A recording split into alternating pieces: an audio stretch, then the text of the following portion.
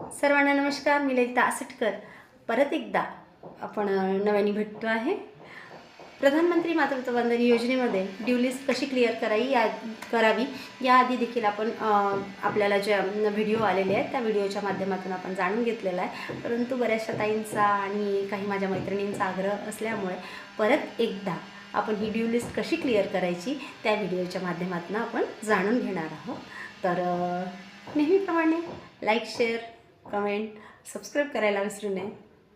चला तर मग जाणून घेऊया या व्हिडिओच्या माध्यमातून की ड्यू लिस्ट त्या 3 ऑप्शनच्याद्वारे आपण ड्यू लिस्ट कशी क्लिअर करू शकतो आणि आपले जे ड्यू लिस्टला भरपूर लाभार्थी दिसतात त्याचं प्रमाण आपल्याला कसं कमी करता येईल, की जेणेकरून आपण त्यांना जी पात्र होती त्यांना लाभ दिलेला आहे पहिल्यासाठी, दुसऱ्यासाठी, आणि जी पात्र नाही आहेत तर त्याला आपण कशा पद्धतीने रिजेक्ट केलेलं आहे ते या व्हिडिओच्या माध्यमातून आपण जाणून घेणार आहोत.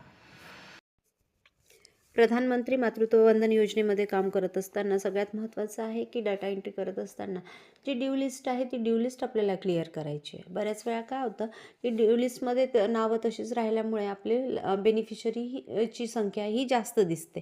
तर ती कशा पद्धतीने क्लिअर करायची तर आपण हे बघूया. डाटा एंट्री जसं आपण आपल्या ॲप किंवा लिंकमध्ये प्रधानमंत्री मातृत्व वंदन योजना ओपन केल्यानंतर डाटा एंट्री आणि डाटा एंट्रीमध्ये वेगवेगळे जे ऑप्शन येतात त्या ऑप्शनपैकी एक ऑप्शन जे आहे ते due list of potential beneficiary from पोषण ट्रॅकर. म्हणजे पोषण ट्रॅकरमध्ये आपण जी नोंदवलेली बेनिफिशरी आहे ती ड्यू लिस्टच्या स्वरूपामध्ये आपल्याला या ठिकाणी पाहायला मिळते. ड्यू लिस्टला क्लिक केल्यानंतर अशा प्रकारे नावं आपल्यासमोर येतील की जे काही बेनिफिशरी आहे जे ड्यू लिस्टमध्ये आहेत त्या बेनिफिशरीची लिस्ट आपल्यासमोर ओपन होईल आणि ते ओपन झाल्यानंतर आपल्याला पुढील प्रमाणे ती ड्यू लिस्ट क्लिअर करायची आहे. आता आपल्याला बघायचं आहे की बेनिफिशरीचं नाव ओपन झाल्यानंतर त्याच्यासमोर रजिस्टर्ड आणि सिलेक्ट असे 2 ऑप्शन आपल्याला दिसून येतात. तर त्यावरती आपल्याला ॲक्शन घ्यायची आहे. जर तो रजिस्टर्ड केलेला नसेल, पहिल्या लाभासाठी, दुसऱ्या लाभासाठी, इम्युनायझेशनसाठी तो रजिस्टर्ड केला नसेल तर ॲक्शनमध्ये जाऊन आपल्याला हे रजिस्टर्ड क्लिक करावं लागेल.